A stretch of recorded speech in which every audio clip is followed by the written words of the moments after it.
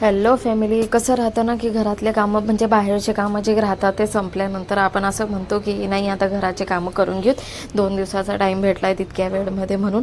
तर तसंच माझं पण आहे. माझं बॉक्सचं काम कंप्लीट झालं होतं आणि ते चाललं गेलं होतं. मग म्हटलं आता आहे ना घरासाठी म्हणजे मुलांसाठी ना दुपारसाठी स्नॅक बनवून ठेवू संध्याकाळचा. कारण मग कसं माझं वापस रिपीट काम येणार आहे तर मला आहे ना त्या कामामध्ये टाईम नाही भेटत बनवायचं काही.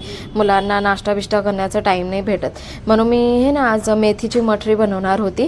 तर मेथीची मटरी होती म्हणून मी म्हटलं सोपे स्वयंपाक बनवून घेते. तर मी भरीत आणि भाकरी बनवणार होती. तर मी वांगे शेकून घेतले होते, टमाटा पण शेकून घेतला होता आणि तव्यावरती ना मिरची आणि लसूण आणि जिरं पण शेकून घेतलं होतं. आणि हे बघा हे मटरीसाठी सामान होतं, त्याचा पण व्हिडिओ पटकनच येणार आहे. आणि पटकनशी भाकर पण टाकल्या गेल्या होत्या, कसं इझी होऊन जातं, भाकर टाकली म्हणजे पटकन होऊन जातं. तर इथं भरीत पण माझं वघारलं गेलं होतं आणि राणीने खूप मदत केली माझ्या बहिणीने.